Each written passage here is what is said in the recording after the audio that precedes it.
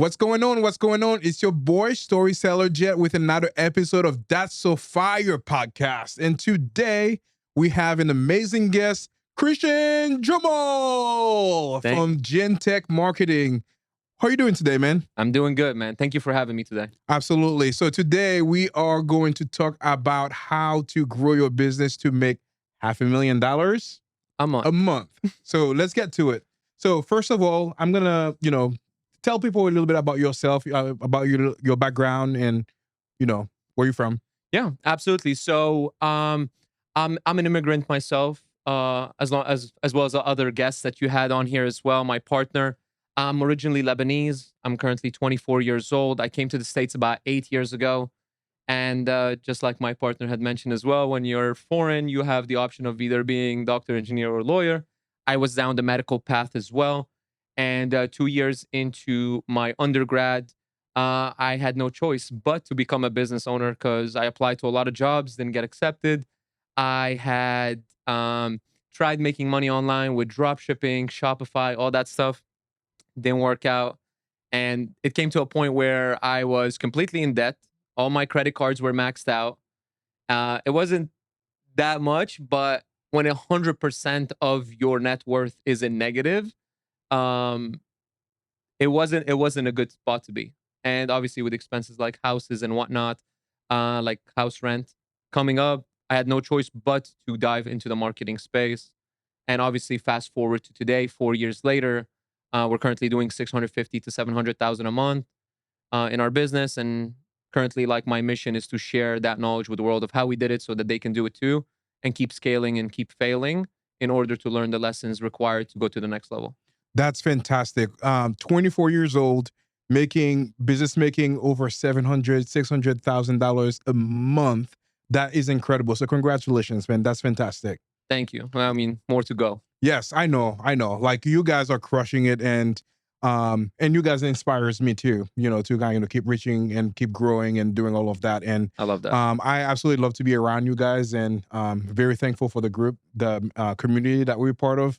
Together, and course. you guys are fantastic. So, you talking about that community specifically, you've done several presentations that were like hitting the nail right in the head about marketing, and this podcast is about sharing values, giving tips and tricks on things that people can take right now and go implement in their business to grow. So, first of all, let's talk a little bit about your offering as part of Gentech Marketing. What do you guys do? What do you offer, for your businesses that you work with?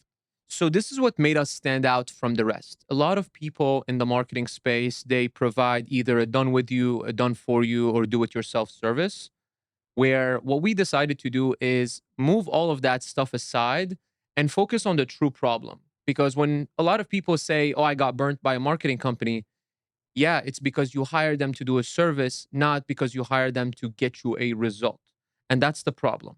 So, what we did is we restructured everything to focus 100% on the return on ad spend. So, we do a ROAS strategy, which is entirely focused on getting someone the highest ROI on their investment.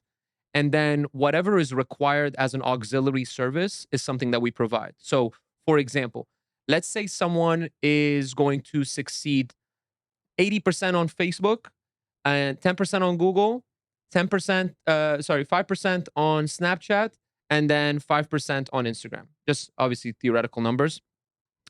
Most business owners will say, "Oh, it's not worth it for me to hire a specialist for Snapchat and Instagram because it's only 5%." And that's the problem. The problem is people, when they think of agencies, they think of hiring someone that is expensive to do something that someone else can do for much cheaper. And that's why the way we structured our business is to be entirely focused on the business owner and the way we attach ourselves as a CMO. So, as a CMO, if something even has a 5% chance of being good for your business, you'd still do it, right? Yeah, But if you're an agency, you wouldn't. And absolutely. that's what made us different, is because we will do that 5% that other people are not willing to do, because everything is included in our service, because we're not a pay per service agency. We are a CMO style agency where we are entirely focused on someone's return on ad spend. Absolutely. So, talking about something that makes you guys different, Mhm. and something that you shared before that kind of really stuck with me, Mhm. and that was fantastic. Like one time somebody asked you, hey, um, are you doing that for your business? Like what you promoting, are you Mhm. truly doing that for your business? And I think you shared that and like really showed the numbers. Mhm. Can we talk about that a little bit? Yeah, absolutely. I mean, it's funny because most people, I would say probably 85% of the market right now, because the barrier of entry is so low, provides a service they don't even do for themselves.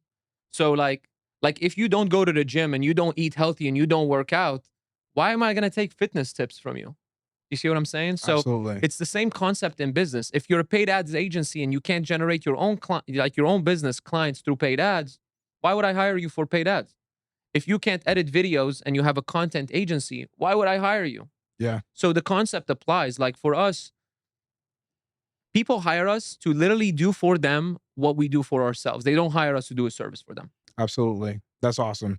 I think that's like very key because there's a lot of gurus or woo-woos or whatever they call them that, are doing this kind of stuff, but they're not truly, doing it for themselves. And that's, different from you guys. And obviously that speaks for itself Mhm. because obviously you guys are making, over $500,000 a month, growing and doing all of that. So talking about ads specifically, Mhm. what is in the autonomy or whatever they call it, anatomy? What is the anatomy of a successful ad? So great question. So I would say it's about 50% the ad itself and 50% what happens after. So when it comes down to the ad, there is three things. There is campaigns, ad sets, and ads. Obviously, those terms are interchangeable. Some platforms have a slightly different name for them, but more or less they're the same concept. Your objective, your audience, and what the audience is seeing. So when it comes down to the objective, people fairly know what it is, right? You want the action that you can get the most of, whether it's a lead or a schedule or a sale or whatever it may be. The target audience is where people get lazy because typically what they do is they just set it and forget it, right? So, in order for you to do well, number one, testing is the most important when it comes to the audience side and not thinking you know more than the algorithm. So, a lot of times we set certain parameters on the algorithm to suggest certain things for us to test. And even if I look at it and I'm like, this is probably not going to work, I would still run it with some sort of budget because most of my best ads were actually audiences that are not the common thought of a regular individual when setting up the ad, as this is my target audience. And then when it comes to the third one, which is the ad, which is what someone sees, you need to have certain elements. The hook is the most important, in my opinion. The body is super important as well because you need to give them some sort of value in exchange for their time. Because the hook brought them in, why would they stay? The body will get them to stay, and a call to action will shoot them into your funnel or universe or whatever you want to call it, in order for them to become part of your ecosystem so that you can remarket to them again. And then obviously the next 50% comes down to the funnels, the CRMs, the automations, the VSLs. How long is your form? Do you have friction? Do you have an application? Is it a booked call? Is it a direct lead? Like there's a lot of factors that apply, and it's completely based on your size of business and how much ad spend you have. Awesome. That's really good. That's fire, baby. That's what we do. So talking about the hooks specifically, Mhm, let's go deeper on do that. What mhm. are some hooks that you would recommend that you think would really grab attention for the viewers? So I want to give information to the viewers that is valuable to them, but I don't want to give something too broad to where it doesn't make sense. And I don't want to give something too niche to where someone will not get value out of it. So to give it to you in the best position, I would give it to you in certain bullet points. So when it comes down to the hook, a lot of people stop when someone calls them out, when someone calls their name. Like imagine you're scrolling on social media and you see a sponsored post and it says, "Hey Jet." You'd be like, "Whoa, what is this?" You know what I mean? Like, how'd they know my name? Right? But you can't obviously guess everybody's name, but what you can do is you can call out that audience. A lot of people do it in such an incorrect way that makes them look like they are marketing amateurs, where they say business owners doing more than $10,000 a month. Like, we know what you're trying to do there, my guy. Like, we know that your service is fairly pricey, which is why you're only trying to get these types of business owners into your funnel. I get it and I respect it. But the thing is, in my opinion, in order for you to get the audience you want, call out the audience as a broad.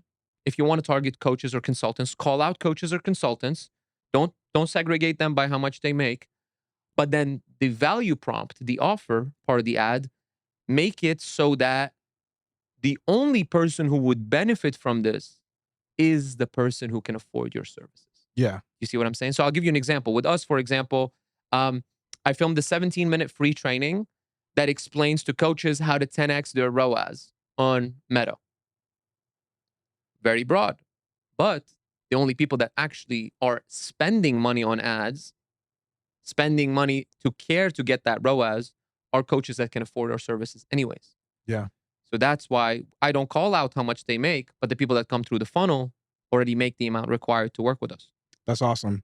So obviously, like the hook is the very most important part of any ads Mhm. because, as you know, that attention span is decreasing day after day. It's terrible. Get off this podcast, bro. Go do some runs. Go do some push-ups. Go do something.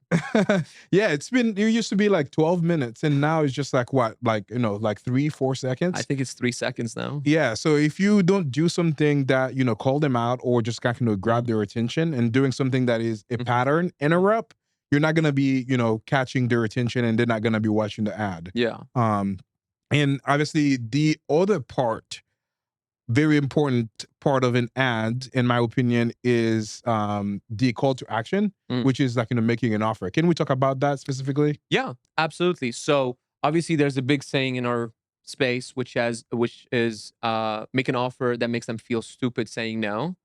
And I believe in that statement. I believe there's a lot of elements to an offer, and I believe it's very related to each business.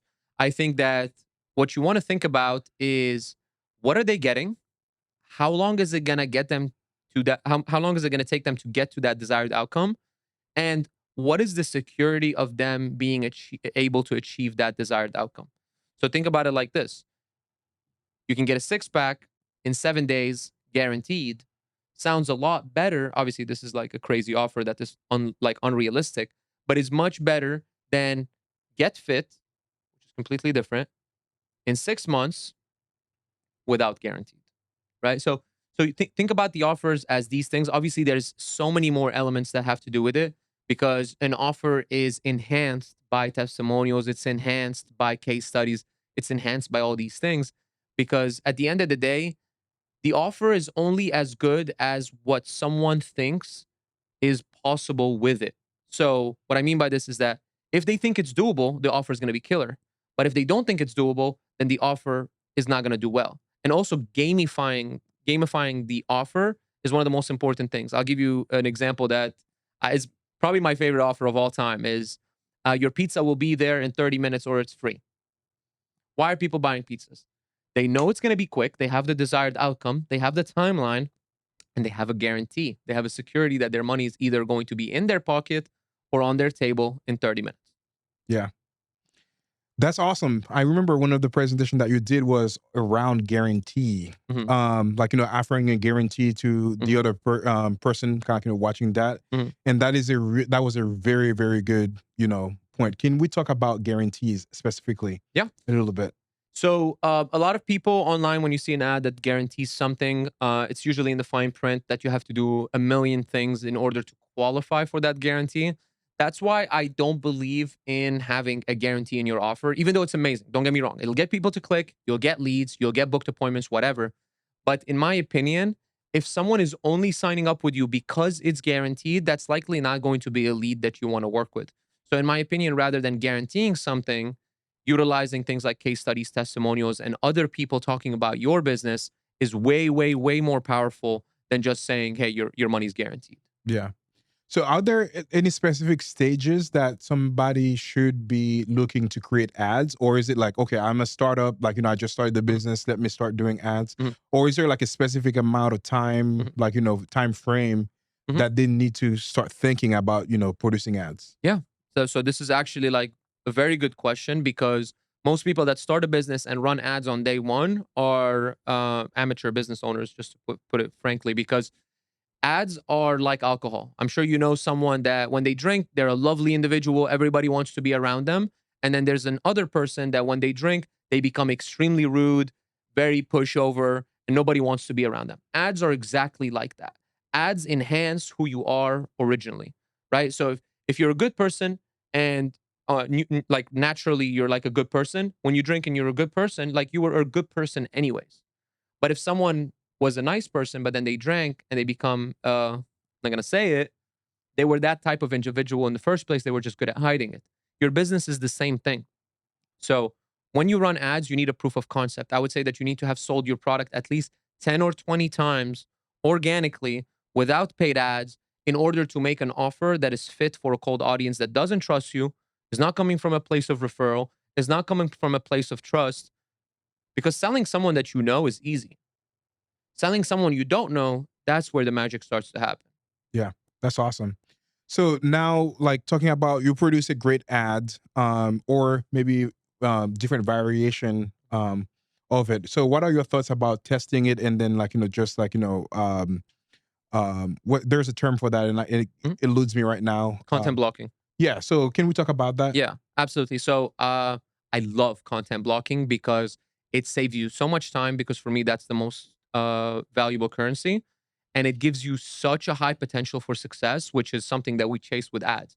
Why is it that we film so many ads to do a lot of testing? Why is it that we test in the first place? It's to find a winner, right? So when you have content blocking, and for the viewers that don't know what content blocking is, imagine this: you have three hooks, two bodies, and three call to actions. Now you can create ad one, which is hook one, body one, call to action one, ad two, which is hook one, body one, call to action two, and then so far and so forth. And in my opinion, the body and the call to action are great, super important. I think they're definitely worth testing. But I think the most important thing to test is the hook, because the minute your average view time is higher than your average competitor, the algorithm is just going to feed your ad to more people. You're going to spend less on CPM, which is cost per mil, cost to show your ad 1,000 times. And people are going to just want to see your ad because a lot of people are commenting, a lot of people are liking, people are intrigued as to why is it that this ad or why is it that this video is getting this much engagement. So that naturally also increases your average view time. So you take over the algorithm by playing by its rules. That's so fire. I mean, that's worth the whole podcast here. Like a lot of people just like produce ads and just like doing that, and that's it. But the opportunity to be able to do totally different ads by just like changing some of the variation, like different hooks, Mhm, and like pair it with the middle. Like one of our clients, Brian Delaney, mhm. who's considered a top 1% of marketers. Yep. Like we shot a bunch of ads with him maybe like a three or 4 weeks ago, that he was doing things like that, Mhm, where like changing and testing different things as part of the different ads, mhm. which is fantastic. So I'm glad that you shared that with our audience today. I can give you an example that's like crazy that a lot of people don't even think about. A lot of times your hook doesn't necessarily have to be you. We were filming an ad for a health insurance company talking about how people do dumb things and sometimes injure themselves. So literally the first 4 seconds of the ad was an organic video of like a Dodge Challenger doing donuts with a bunch of people around it. And when you look at that video, you don't think it's an ad. But imagine it starts in 4 seconds, and obviously, this person who's doom scrolling is going to watch 4 seconds of that video because it's a stupid video. But what happens after 4 seconds, transition, our client comes in talking about people do dumb things.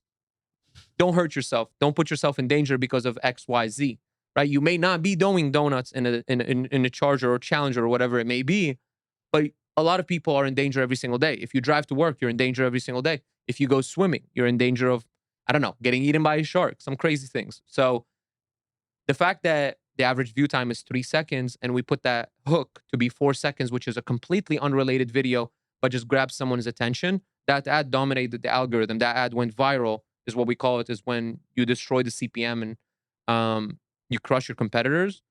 Why? Because of a simple video that was taken off of an iPhone. You know Yeah. what I mean? Instead of a crazy camera. I mean, that sauce right there. Like if you get a viral video and make it the hook of your video, you're welcome. Like that's a guaranteed ROI. That's awesome. That's really great. So as part of your marketing and sales, obviously the ad is, the first step. And there's a bunch of other things that you need to Mhm, incorporate in that. So the ads is going to be the one that is driving traffic, mhm, to your funnel. mhm, So let's talk about funnels mhm. a little bit right now. So there's a lot of theories when it comes down to funnels. My personal style is a little different than your average marketer. I believe in a much shorter opt-in page. I believe in giving something so valuable that you don't need to sell them on this thing that is free, uh, and just get their name, phone number, email. I don't believe in just name and email. I love having the phone number because I believe in the sales team working the leads, and then giving that great thing on the next page. So think about it like this. Imagine a landing page where the top is simply a headline calling out the audience. Under it is what you're offering. Under it is a screenshot of your video or whatever you're offering them, with a play button, but it's actually an image. It's not a real video. And then under it is a button, like a call to action button. That's simple. You don't need to complicate it. Obviously, having testimonials and all these things is great, but you can just put them on the next page, dude. You know what I mean? Like, if someone is not willing to give you name, phone number, email just for you giving them this amazing thing, then they're probably not a qualified lead in the first place. And then from there, this is my favorite type of funnel, by the way. So keep in mind, this is all opinion based and experience based. It's not based on facts. So, I mean, it's facts in my universe in a sense. But so opt-in page, then it's a video landing page where the VSL is not salesy, it's completely value driven. And at the end, there is a call to action to book a call or apply below. And then from there, you either have the option to send them straight to the book call, or you have the option of sending them to an application that routes them to a book call. And then from there, a thank you page that keeps them in your ecosystem. Most people use a thank you page as just a, here you go, thank you for booking a call. And they completely forget about this lead. What we try to do is we try to send them into our ecosystem by sending them to our Instagram, sending them to our case studies, giving them a video on the thank you page, telling them what to expect. They would have already by this time gotten a text message from us telling them, for example, thank you for signing up. You're going to meet with X person. They specialize in Y, whatever. So, like, we engulf them with so much value that to them, they have no remorse to booking a call. Most people book a call and forget about it. Yeah, We can't let that happen. that's awesome. And you talk about like videos as part of that. Obviously, you use videos for your ads. Mhm. For the funnel, you have like a value driven video, and the thank you page might have another video. So it Mhm. seems to me that obviously you guys use a lot of videos Mhm. as part of your marketing. No doubt. Is that correct? Is that No, a fair assessment? Fair yeah, assessment? absolutely. I mean, if you're not using videos in today's day and age, like, what are you really doing? Yeah. Yeah, I think videos are a really good way. Not because that's what we do, but like on social media to kind of really paint the picture of who you are and the things that you are doing. And I really commend you guys, for doing like vlogs and like sharing your day to day life with the audience. And I think that's fantastic. And those are gonna be like the types of videos that like really drive people to the funnel and just doing that. So um, what are some of the types of videos that you see works the best as it relates to marketing for you? In my opinion, the ones with the highest conversion is where the shorter the video, the higher the quality it is. That's okay. But the longer the video, the lower the quality is better. That's my opinion. So if you're filming a 30-minute video, filming it on a loom on your desktop, I see has higher conversions than if you filmed it with all the crazy cameras and crazy mics and whatever. But if you have a 30, 45-second ad, you better impress that person in 45 seconds. But when it comes down to a long video, the more raw and organic it is, the more captivating it is because people feel like they're following along like a tutorial. It's not like a presentation that's super intense for 30 minutes because you're overstimulating them with a lot of edits.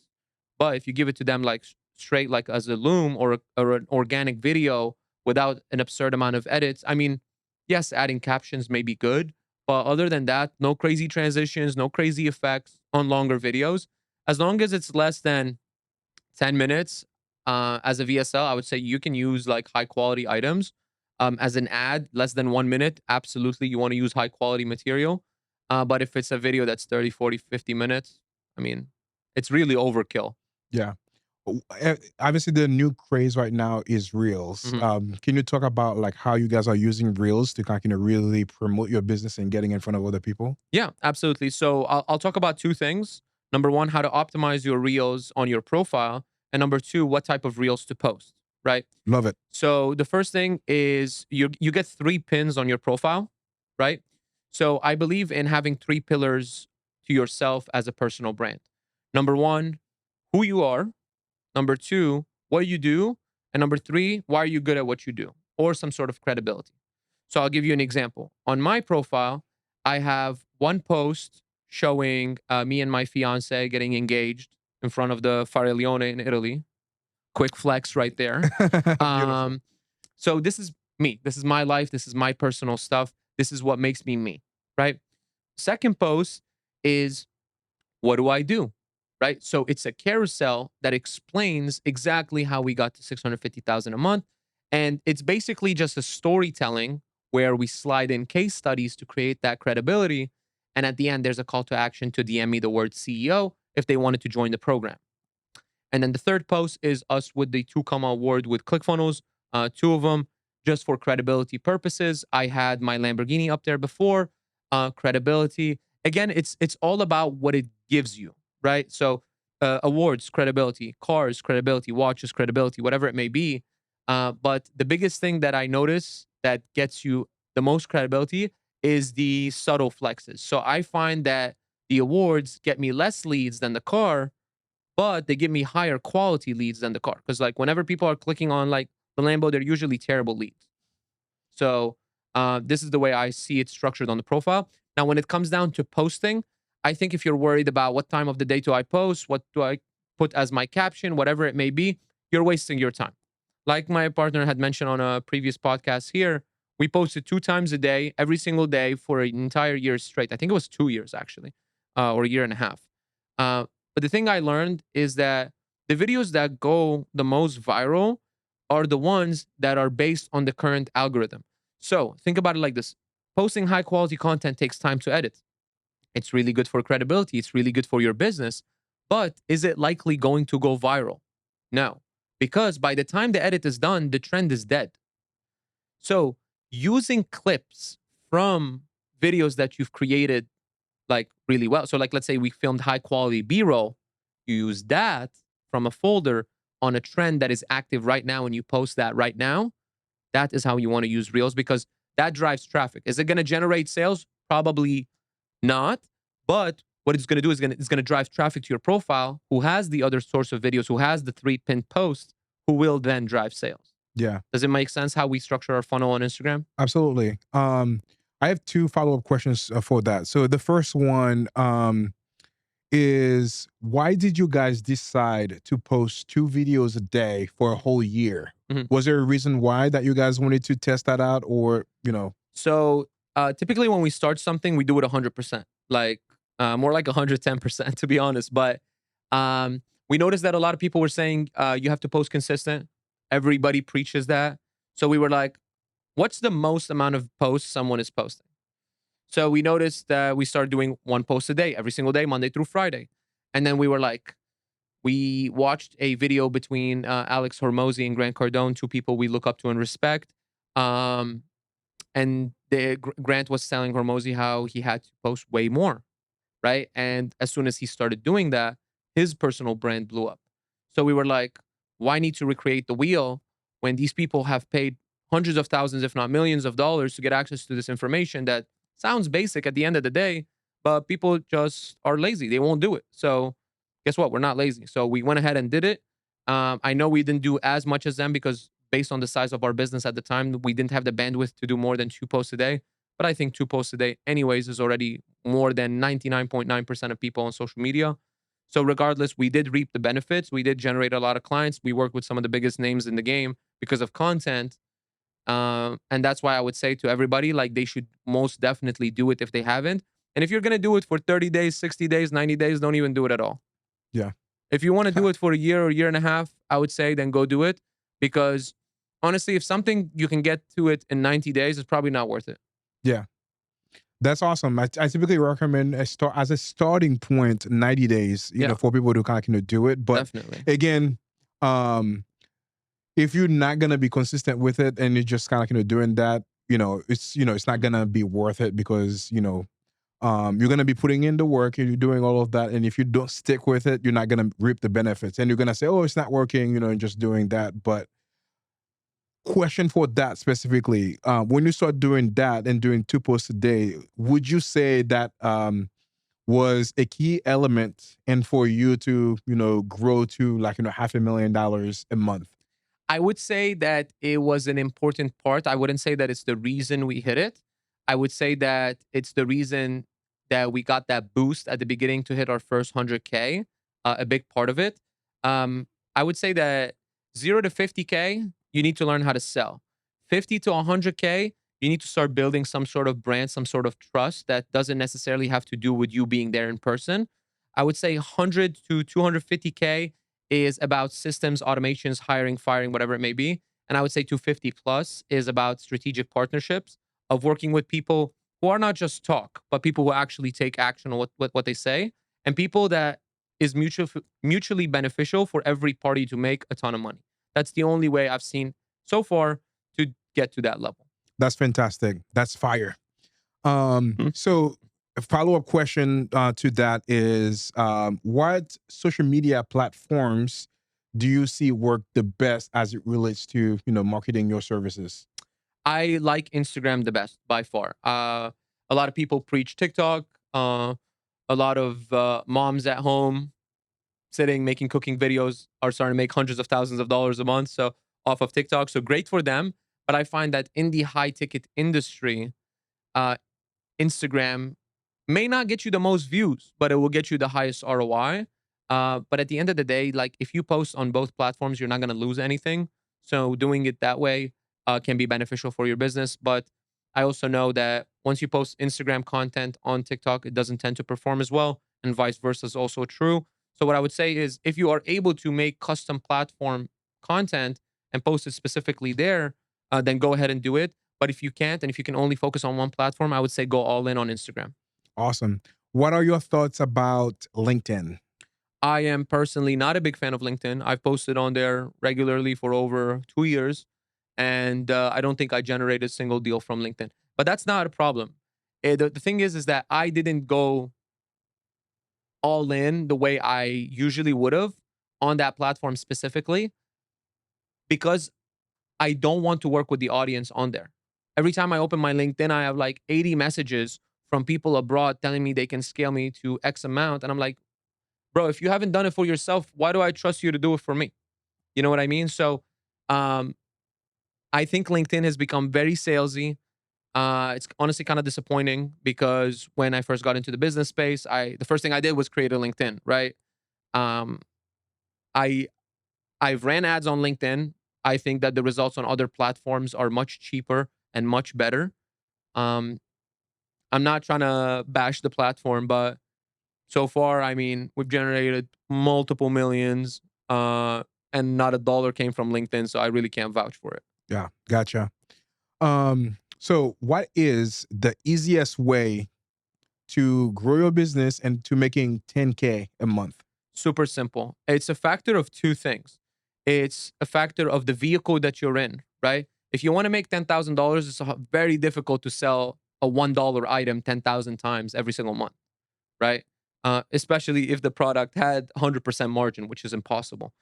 But this is the model that I preach, the model that helped me hit the numbers. And honestly, like, even if someone is not doing all the crazy numbers that we're doing, even if they do 10% of what we do, let's say actually not 10%, let's talk about 1% of what we do. 650,000, 1% of that is $6,500 a month. That's almost six figures a year. Most people can survive and thrive off of $6,500 a month. So 1%. So let's say theoretically someone came into our like a program. I know we've talked about the agency blueprint before, which is our coaching and consulting business. But um, even if we give them everything, and let's say they don't apply 80% of it, and with the 20% that they do apply, they end up making 1% of what we make, and they make $6,500 a month. I would say that's a win. So I would say the fastest way to get to $10,000 a month is the vehicle. That's number one. So the vehicle we preach and we teach, and is the one that we actually do in our own businesses, is the agency model. Because what you get to do is you get to sell a high ticket subscription based service. So let's say on average, someone starts an agency, they're a beginner, they're charging $2,000 a month to do content for somebody. You need 5 yeses to make 10K a month. And guess what? That 10K is also coming next month and the month following if you do a good job, Yeah. as compared to if you were selling a product, doing Amazon FBA, affiliate marketing, Shopify drop shipping, as compared to if you were selling a course. All of these things are one-time payments. And all of these things either have a high barrier of entry, or if they do have a low barrier of entry, everybody and their grandma's doing it. Yeah, So the agency model, even though some people might call it saturated, I would say it's saturated if you do it like everybody else. I think it's a blue ocean for us. that's awesome. That's great. So now we talked about 10K a Mm, month. mm, I know it's a complete different beast if you wanted to make, 100K a month. mhm, So how can a business, like in your experience, mhm. what can they do to like, do like 100K a month? Great question. So there is two ways to go about it. I feel like I keep landing on the number two today. I don't know if that's my number of the day, but I would say that if I were to do it again, I would hire less people. I would hire more A talent, and I would focus on increasing my prices before growing my team. So um, you can do it this way, where you have such a streamlined service where automations do most of the work, and then you can have a 100K business without the need for an insane team.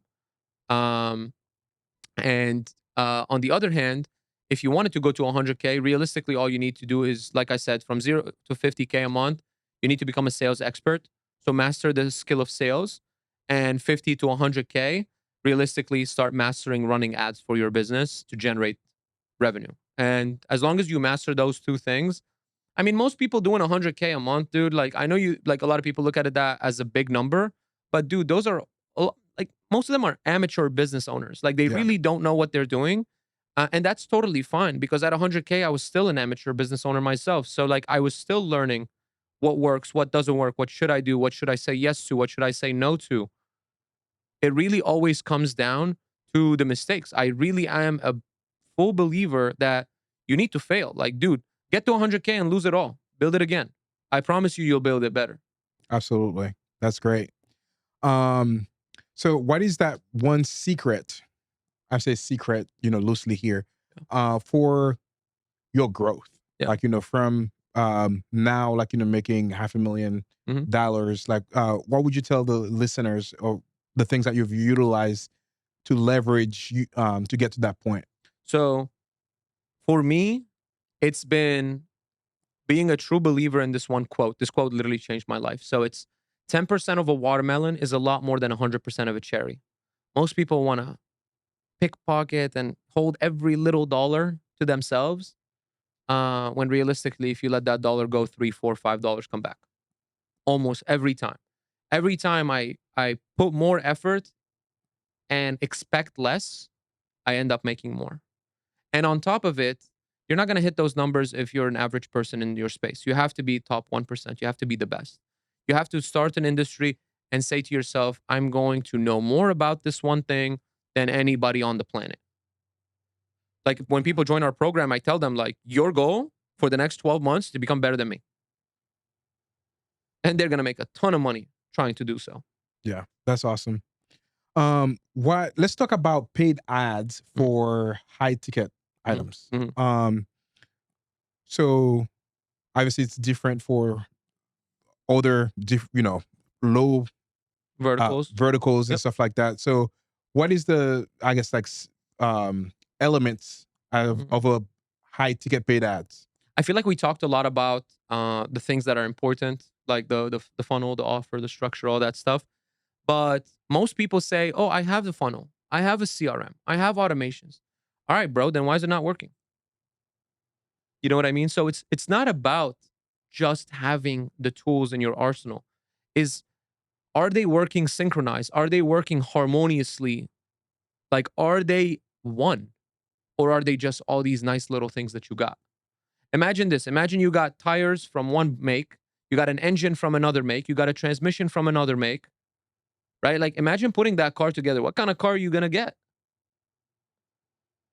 So at the end of the day, it's not about having all the tools in place. It's not about, does paid ads work? It's not about, am I doing the right strategy? It's not about, am I picking the right target audience? It's not about, is my hook good enough?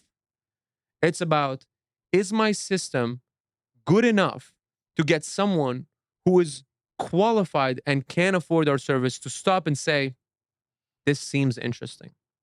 This seems like something I would like to look into. These guys seem legit. This offer is too good to be true.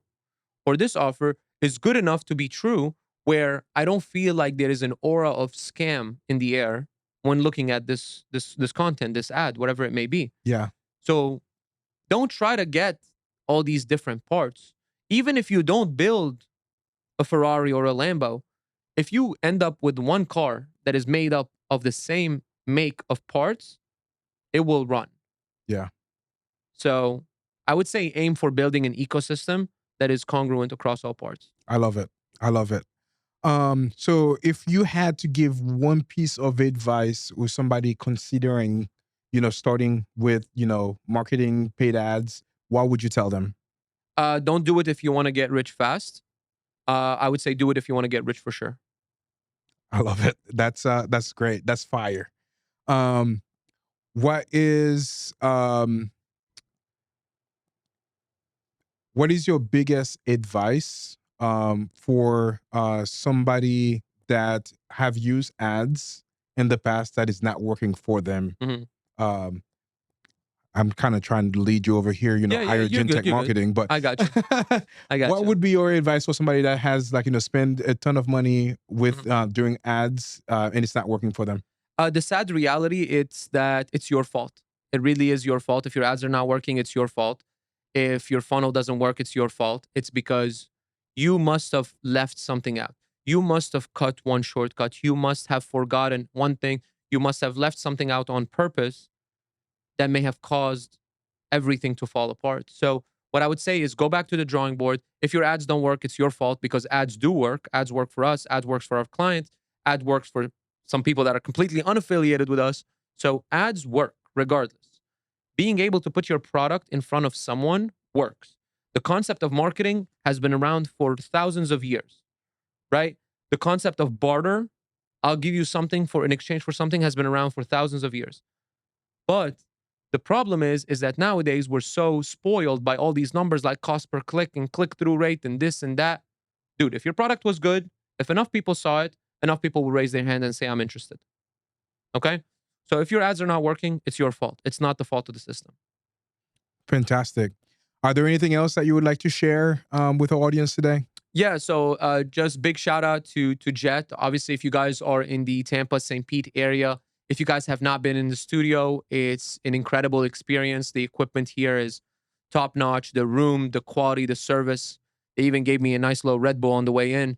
But if you're trying to film content and you don't have the space to do so, don't film content on your couch in your living room. If you're trying to build a badass business, get into the studio, come tour it. You don't even have to book it. Just come tour it because I know for a fact that you're going to get immense value from Jed and his team.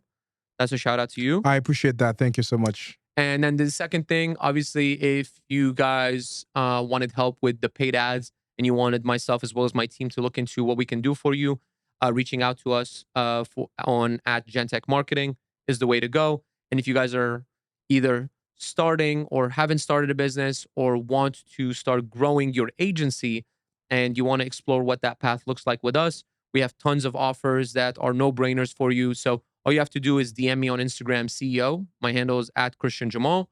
And I'll be able to give a ton of value before even asking for $1 in return. Yeah. And those guys are the real deal. And, it's super honored to obviously know you guys. And, I know you guys crush it and do, fantastic work. And it was a pleasure, absolute pleasure to have you guys in the podcast. And I look forward in the future, to have you guys again as a guest. So yeah, there you have it. So if you guys wouldn't mind to hit that subscribe button for, your marketing tips, smoking hot ticks of marketing sales, and or, That's So Fire podcast, would greatly appreciate it. And don't forget to check out these guys on social media. Do you guys have a YouTube as well? Yeah. Yeah. So it's going to be three fake gurus. It's funny. It's just like a behind the scenes. Um, I mean, honestly, I can't wait to show people how crazy our life is because most people think it's just like laptops and swimming pools abroad, and it's really not. So That's awesome. Yeah, don't forget to follow these guys as well. So there you have it. And that was today's podcast with Christian Jamal. And it was a blast having you, man. Thank you. Appreciate it. See you guys. See you guys. There you go. It's fire, baby. Let's go. Fire.